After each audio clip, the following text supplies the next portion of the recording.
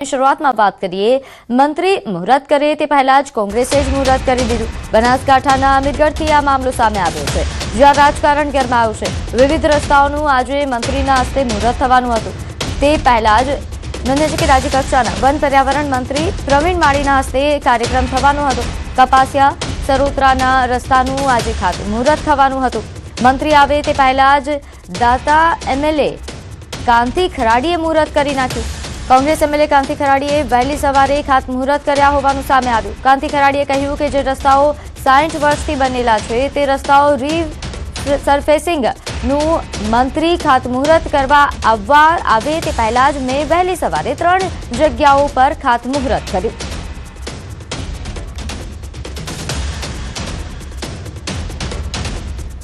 60 વર્ષથી જે રસ્તાઓ તૈયાર છે તેનું ખાતમુહૂર્ત કરી નાખ્યું તેવા પ્રકારનું તેમનું નિવેદન સામે આવ્યું છે। નોંધ્યું કે રસ્તાના કામોને લઈને ખાતમુહૂર્ત થવાનું હતું। મંત્રી દ્વારા ખાતમુહૂર્ત કરવાનું હતું, પરંતુ તે પહેલા જ કોંગ્રેસના એમએલએ દ્વારા ખાતમુહૂર્ત કરી દેવામાં આવ્યું। તેમણે વહેલી સવારે જ ઉતાવળા થઈને ખાતમુહૂર્ત કર્યા હોવાની વિગત પ્રાપ્ત થઈ રહી છે। નોંધ્યું છે કે અહીં કપાસિયા સરોત્રાના રસ્તાનું આજે ખાતમુહૂર્તનો કાર્યક્રમ યોજાવાનો હતો।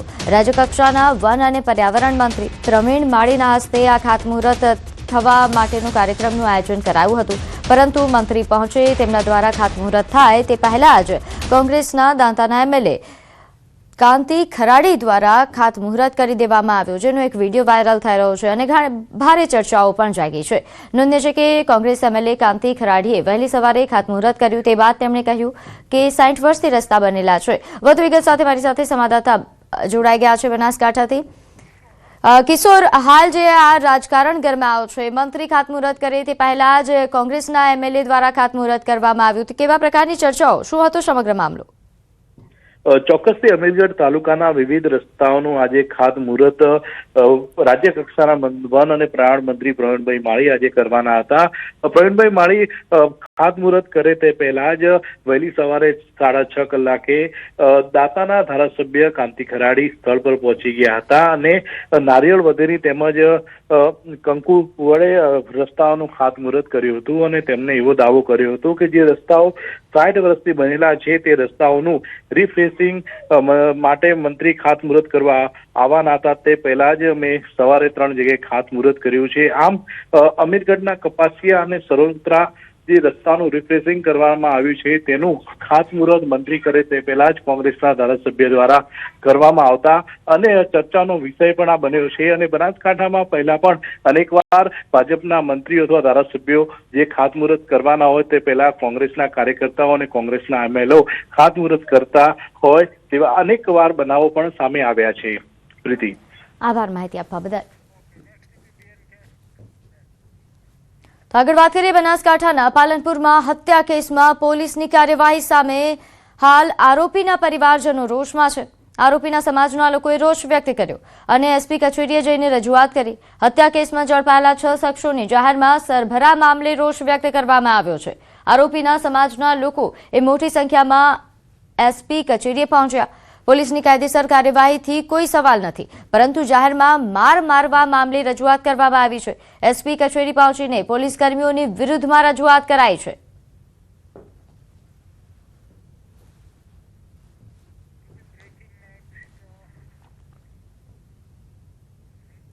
તો હાલ જે આ દ્રશ્યો છે, અહીં સમાજના આગેવાનો દ્વારા રજૂઆત કરવામાં આવી। તો આગળ વાત કરીએ જૂનાગઢમાં કે જ્યાં કેશોદમાં યુવકે આપઘાત કર્યો। કાલવાણી ગામે પૂર્વ સરપંચના પુત્રએ આપઘાત કરતા ચકચાર મચી છે। ગળે ફાંસો ખાઈ જીવન ટૂંકાવ્યું। મૃતકના પિતાનો આક્ષેપ છે કે અનિરુદ્ધસિંહ જખિયા નામના શખ્સના ત્રાસથી તેણે આપઘાત કર્યો છે। અગાઉ આ શખ્સ સામે ફરિયાદ નોંધાવી હતી। ધાક ધમકીને લઈને પોલીસ ફરિયાદ કરી હતી। પોલીસે ધ્યાન ન આપતા પુત્રએ આપઘાત કર્યા હોવાનો આક્ષેપ છે। પોલીસ દ્વારા યોગ્ય કાર્યવાહી નહીં કરાય ત્યાં સુધી મૃતદેહ સ્વીકારવાનો ઇનકાર પણ કરવામાં આવે। સમગ્ર ઘટનાને લઈને પોલીસે હાલ તપાસ હાથ ધરી છે। મારો દીકરો ગરાફા ખાઈ ગયો દબાણના હિસાબે અનુરૂપસિંહ જખિયાએ આજ 5 વાગ્યાને કીધું હતું કે તમને બાપ દીકરા બેને મારી નાખવા, એટલે હું એ કહેવા જ પછી આવતો મારા દીકરાએ મને કીધું કાલ દીકરા હું બધા મારી જાઉં શાકભાજી, કોણ મારવા આવે હું બેઠો, હું ગયો 8:30-9 મારો દીકરો ગરાફા ખાઈ ગયો। આજથી 3 મહિના પહેલા મેં દવા પીધી હતી, એના વિરોધમાં દવા મેં પીધી હતી। મેં પોલીસ ફરિયાદ પણ કરેલી છે પોલીસ સ્ટેશનમાં। જુનાગઢ ને અહીંયા 2 ઠેકાણે. ભાઈ શું કાને દવા પીધી? મેં પછી લખાયું કે અનુરુદ્ધસિંહ ભોજુભાઈ સખિયા અમને મારી નાખે છે.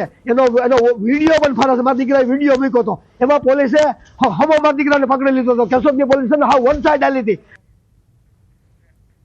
તો સુરતમાં લાલગેટ વિસ્તારમાં યુવકે બિલ્ડિંગ પરથી પડતું મૂક્યું. આપઘાતના હચમચાવતા સીસીટીવી સામે આવ્યા છે. પિતાએ ઠપકો આપતા માથું લાગ્યું, જેના કારણે રત્ન કલાકારે ચોથા માળેથી મોતને છલાંગ લગાવી. ગંભીર હાલતમાં તેને હોસ્પિટલ ખસેડવામાં આવ્યો, જ્યાં ડોક્ટરે તેમને મૃત જાહેર કર્યા. રાત્રિના સમયે યુવકના આપઘાતથી ચકચાર મચી છે. લાલગેટ પોલીસે હાલ સમગ્ર મામલે ગુનો નોંધી તપાસ શરૂ કરી. તો પિતાએ ઠપકો આપતા પુત્રએ આપઘાત કર્યાનો આ મામલો સામે આવ્યો છે. આ કરુણ દ્રશ્યો પણ સામે આવ્યા છે. અહીં આપઘાતનો આ બનાવ એ સીસીટીવી કેમેરામાં કેદ થયો હતો, જેના દ્રશ્યો સામે આવ્યા છે. પ્રાથમિક વિગત અનુસાર પિતાએ ઠપકો આપતા રત્ન કલાકાર પુત્ર કે જેમને માઠું લાગ્યું હતું, જેના કારણે તેમણે આપઘાત કર્યા હોવાની વિગત પ્રાપ્ત થઈ રહી છે. આ સમગ્ર ઘટનાના સીસીટીવી ફૂટેજ સામે આવ્યા બાદ હાલ તપાસ પણ શરૂ કરવામાં આવી છે. વધુ વિગત સાથે મારી સાથે સંવાદદાતા કીર્તેશ જોડાઈ ગયા છે. કીર્તેશ, આ યુવકે આપઘાત કર્યો, આ સમગ્ર મામલો શું હતો, વિસ્તારથી જણાવશો? બિલકુલ, સુરતના રામપુરા વિસ્તારની ઘટના છે, જ્યાં રત્ન કલાકાર દિનેશે ચોથા માળેથી મોતની છલાંગ મારતા પરિવાર શોકમાં ગરકાવ થઈ ગયો છે. એકના એક પુત્રએ જે રીતે આપઘાત કર્યો છે તેને લઈને પરિવાર સાથે આજુબાજુના લોકો પણ કહી શકાય કે શોકમાં મુકાઈ ગયા છે. કારણ કે 23 વર્ષીય દિનેશ છે તે રત્ન કલાકાર તરીકે કામ કરતો હતો અને જે પ્રકારે ગઈકાલે રાત્રે પોતાના મકાનના ચોથા માળેથી કૂદી પડ્યો હતો. જો કે સમગ્ર ઘટના સીસીટીવીમાં કેદ થવા પામી છે. સીસીટીવીના આધારે લાલગેટ પોલીસે આ મામલે તપાસ શરૂ કરી છે. કહી શકાય આર્થિક ઝઘડામણને લઈને આપઘાત કર્યું હોય તેવું પ્રાથમિક તપાસમાં સામે આવ્યું છે. જો કે પોલીસની તપાસમાં વધુ વિગતો સામે આવશે, પણ ઘટનાને લઈને સમગ્ર વિસ્તારમાં લોકો એક સમય માટે ચકિત થઈ ગયા છે. જી આભાર માહિતી આપવા બદલ. 25 ડિસેમ્બરથી કાંકરિયા કાર્નિવલ પ્રારંભ થઈ ચૂક્યો છે અને મોટી સંખ્યામાં લોકો કાર્નિવલની મુલાકાતે પહોંચી રહ્યા છે. હૈયું દબાય તેવા પ્રકારની ભીડ જોવા મળી રહી છે. કાંકરિયા કાર્નિવલના ડ્રોન વિઝ્યુઅલ સામે આવ્યા છે, જેમાં જાણે કે માણસોનું કીડિયારું ઉભર્યું હોય તે પ્રકારના દ્રશ્યો છે. લોકો દૂર દૂરથી કાર્નિવલની મજા માણવા માટે આવી રહ્યા છે. લોકોની સંખ્યા વધતા પ્રવેશ ગેટ બંધ કરવાની ફરજ પડી છે. તો ક્રાઉડ મેનેજમેન્ટ સિસ્ટમના પગલે 1 લાખથી વધુ વસ્તી પ્રવેશતા ગેટ બંધ કરવામાં આવ્યા. સિસ્ટમના માધ્યમથી અહીં પ્રવેશનું કાઉન્ટિંગ થયું હતું.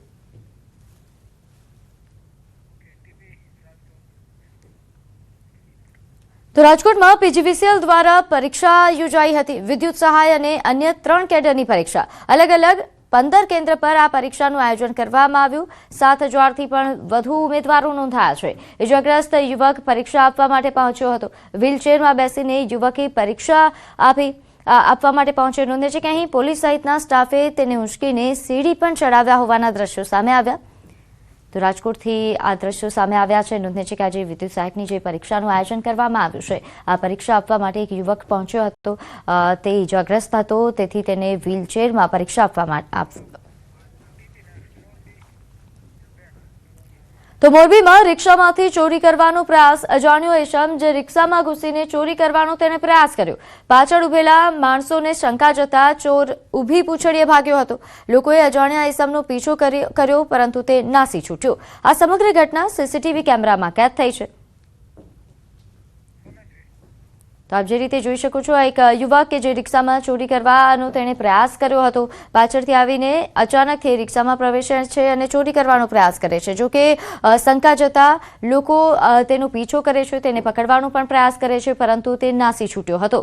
અહીં હાલ આ મામલે પોલીસ ફરિયાદ પણ નોંધાય તેવા પ્રકારની વિગત છે. તો રિક્ષામાંથી ચોરી કરવાનો આ પ્રયાસ જે સામે આવ્યો છે.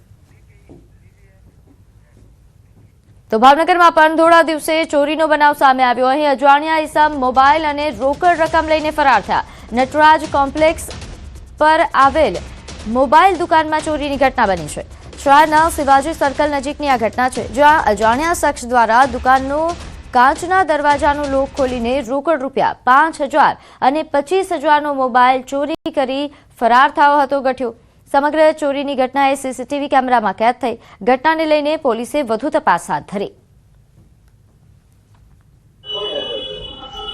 ત્યાં બપોરે હું 1:30 વાગે ઘરે જમવા ગયો અને જમીન 3:30 સવા 3 જેવું થયું છે. આવતા આવીને જોયું, શટર ઊંચું કર્યું તો અંદર કાચનો દરવાજાનો લોક તૂટેલો હતો.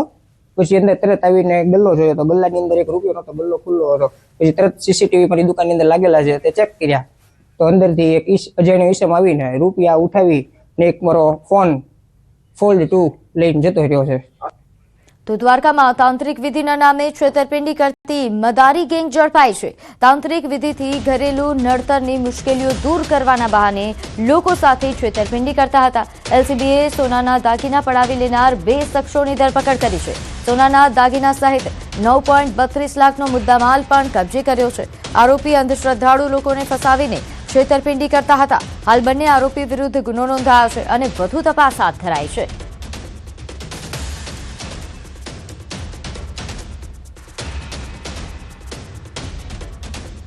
દાહોદમાં ખેતરમાંથી 9 ફૂટ લાંબા અજગરનું રેસ્ક્યુ કરવામાં આવ્યું. ગરબાડા તાલુકાના પાંદડી ગામેથી આ રેસ્ક્યુ થયું. અજગરનું જેસીબીની મદદથી રેસ્ક્યુ કરવામાં આવ્યું. અહીં પાંદડી ગામે અજગર જોવા મળતા ભયનો માહોલ સર્જાયો હતો. જાગૃત નાગરિકે રેસ્ક્યુ ટીમને જાણ કરી હતી. રેસ્ક્યુ ટીમ એ ઘટના સ્થળે પહોંચી અને અજગરને ખેતરમાંથી પકડ્યો હતો. નોંધે છે કે ખાડાની અંદર આ અજગર ફસાઈ ગયો હતો. ભારે જહેમત બાદ તેને બહાર રેસ્ક્યુ કરવામાં આવ્યો. જેસીબીની પણ મદદ લેવામાં આવી હતી. અહીં અજગરને જંગલ વિસ્તારમાં મુક્ત કરવામાં આવ્યો.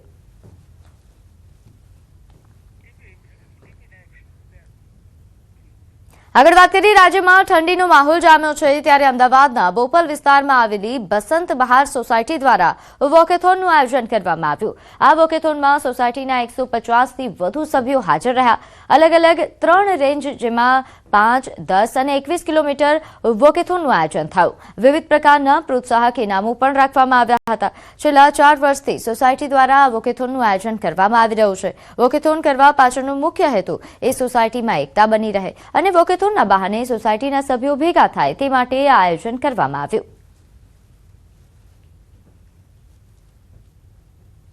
150થી વધારે લોકોએ પાર્ટિસિપેટ કર્યું છે અને આ વોકેથોન આયોજન કરવાનું કારણ ઇટ ઇઝ વધુ કરીને આ યુનિટી માટે છે, બોન્ડિંગ બધા મેમ્બર્સનું.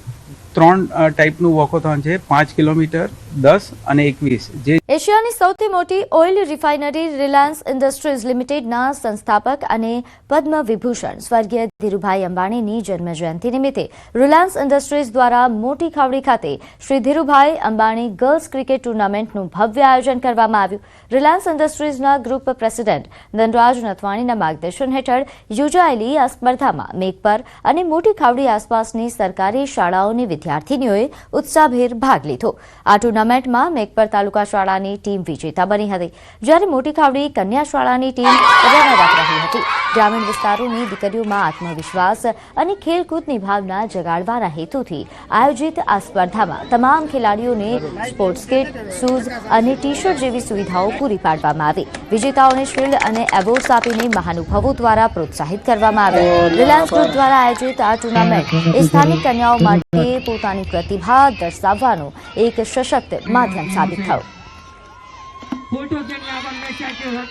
જામનગરના મોટી ખાવડી ખાતે રિલાયન્સ ઇન્ડસ્ટ્રીઝ દ્વારા ધીરુભાઈ અંબાણીની જન્મજયંતિ નિમિત્તે ગર્લ્સ ક્રિકેટ ટુર્નામેન્ટનું આયોજન કરવામાં આવ્યું છે. જે પ્રકારના દ્રશ્ય આપ જોઈ રહ્યા છો, ક્રિકેટ ગ્રાઉન્ડમાં આસપાસની ગ્રામ્ય વિસ્તારની સરકારી શાળાઓની જે વિદ્યાર્થીનીઓ છે, જે વિદ્યાર્થીનીઓ બાળકીઓ છે, એ બાલિકાઓ માટે હાલ ક્રિકેટ ટુર્નામેન્ટ યોજાઈ રહી છે. અહીં જે પ્રકારે આપ દ્રશ્ય જોઈ રહ્યા છો, સવારથી જ ભારે ઉત્સાહ વચ્ચે આ ક્રિકેટ ટુર્નામેન્ટ યોજાઈ રહી છે. અહીં જે વિદ્યાર્થીની છે એમની સાથે જ વાત કરીશું. શું કહેશો, આજે ટુર્નામેન્ટમાં ભાગ લીધો, કેવું આયોજન હતું? આજે અમે જે ટુર્નામેન્ટમાં ભાગ લીધો તે ટુર્નામેન્ટ રિલાયન્સ તરફથી દેવામાં આવ્યો છે. આ ટુર્નામેન્ટ ધીરુભાઈ અંબાણીના જન્મદિવસની નિમિત્તે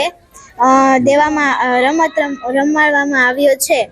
અમને આ છેલ્લા 15 દિવસથી અમે આ ક્રિકેટની પ્રેક્ટિસ કરી રહ્યા છીએ. અમે જ્યારે સાંભળ્યું કે અમારે ક્રિકેટ રમવા જવાનું છે તો અમને બધાને ખૂબ જ ઉત્સાહ થયો. અમને આ ક્રિકેટ રમવાની ખૂબ મજા આવી. ક્રિકેટ રમી રહ્યા છે, કેવો માહોલ છે? કારણ કે જે પ્રકારે આયોજન કરવામાં આવ્યું છે, આયોજનને કેવી રીતના જોવો છો? ખૂબ સરસ. રાષ્ટ્રસ્ય સ્વઃ નારી અસ્તિ, આ ઉક્તિને સાર્થક કરવા માટે એશિયાની મોટી રિફાઇનરી રિલાયન્સ ઇન્ડસ્ટ્રીના આદ્ય સ્થાપક એવા ધીરુભાઈ અંબાણીની જન્મ જયંતિ નિમિત્તે સરસ મજાનું ગર્લ્સ ક્રિકેટ ટુર્નામેન્ટનું આયોજન કરવામાં આવેલ છે. આ આયોજનની અંદર સરકારી શાળાઓની નાની જગદંબા જેવી દીકરીઓ અને નારી સશક્તિકરણના ઉદ્દેશ્ય સાથે આ સરસ મજાનું ક્રિકેટનું સતત 2 મહિનાથી દીકરીઓ છે એ પોતાના હોમ ગ્રાઉન્ડ પર પ્રેક્ટિસ કરી રહી છે. રિલાયન્સ દ્વારા ખૂબ જ સારો એવો સપોર્ટ આપવામાં આવે છે અને સરસ મજાની ટીમો જો આવી રીતે આગળ વધશે તો મને એવું લાગે છે કે ભવિષ્યના વર્લ્ડ ચેમ્પિયનશિપની અંદર આપણા જ એરિયાની કોઈ એક દીકરી છે સ્મૃતિ મંધાના તરીકે ઉભરી આવશે અને સરસ મજાનું આયોજન સાથે દરેક દીકરીઓને બૂટ છે, મોટા પ્રાઇઝીસ છે એ પણ આપવામાં આવે છે. સરસ મજાના ટી શર્ટ પણ તમે જોઈ શકો છો, એનું પણ આયોજન કર્યું છે. આ તકે આ જગદંબા જેવી દીકરીઓને જે આ માહોલ મળ્યો છે આ ખૂબ જ ખુશીની વાત છે, આનંદની વાત છે કે નાની દીકરીઓ છે અને આવો સરસ માહોલ અને આવું સરસ વાતાવરણ ક્રિકેટનું મળ્યું, સ્પોર્ટમાં આગળ વધશે અને ખૂબ ધન્યવાદ રિલાયન્સને ધન્યવાદ પાઠવવામાં આવી રહ્યા છે. જામનગરની અંદર મોટી ખાવડીમાં જે આ ટુર્નામેન્ટ છે તે ટુર્નામેન્ટ અનેરું આયોજન છે તે ગણાવી રહ્યા છે અને લોકો પણ જે દીકરીઓ અહીંયા જોડાય છે, દીકરીઓ પણ આ ક્રિકેટ ટુર્નામેન્ટમાં ભાગ લઈ રિલાયન્સનો આભાર વ્યક્ત કરી રહી છે. કિંજલ કારસરિયા, ન્યૂઝ 18 ગુજરાતી, જામનગર. કરીએ રિલાયન્સ ઇન્ડસ્ટ્રીઝના સ્થાપક ધીરુભાઈ અંબાણીની આજે જન્મ જયંતિ છે. ધીરુભાઈ અંબાણીનું જીવન દરેક માટે પ્રેરણા સ્ત્રોત છે. તેમના વિચારો આજે પણ લાખો યુવાનોને પ્રેરણારૂપ સંદેશ આપે છે.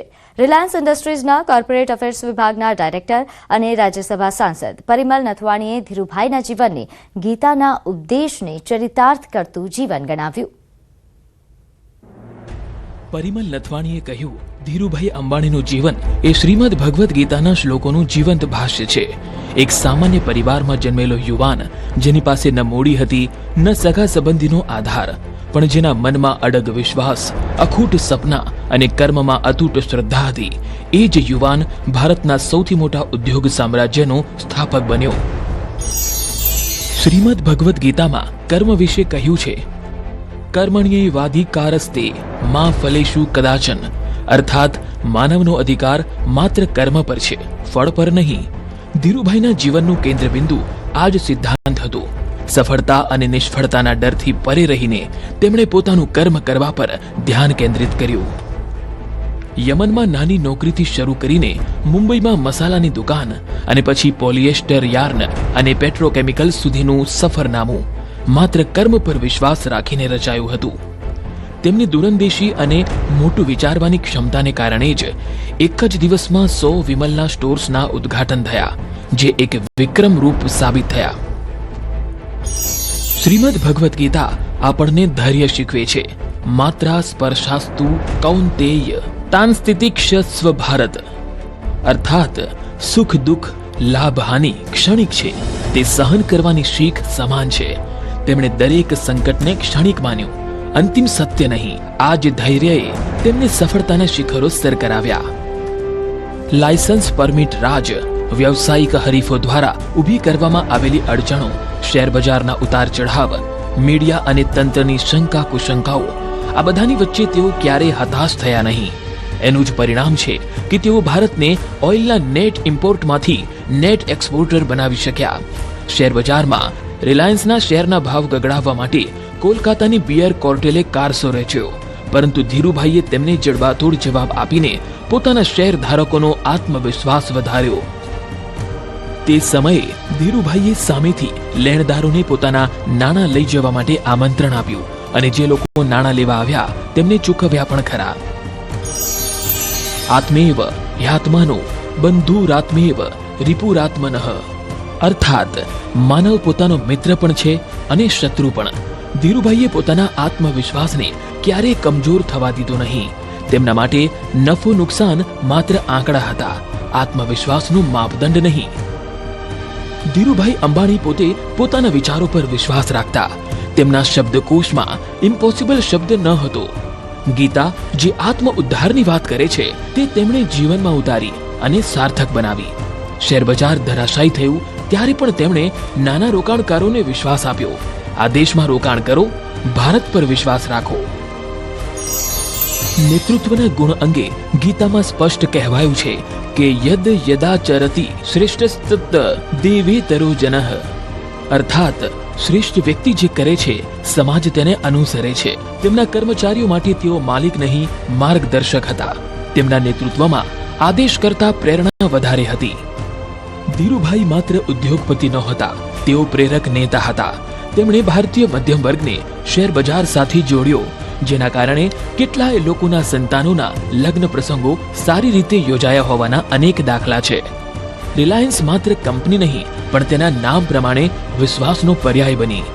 આમ શ્રીમદ ભગવદ્ ગીતા અને ધીરુભાઈ અંબાણીનું જીવન બંને આપણને એક જ સંદેશ આપે છે: ફળની ચિંતા છોડો, કર્મ પર વિશ્વાસ રાખો, સંકટોમાં ધૈર્ય રાખો, આત્મવિશ્વાસ અને નિર્ભયતાથી મોટા સપના જુઓ અને પોતાના આચરણથી સમાજને દિશા આપો.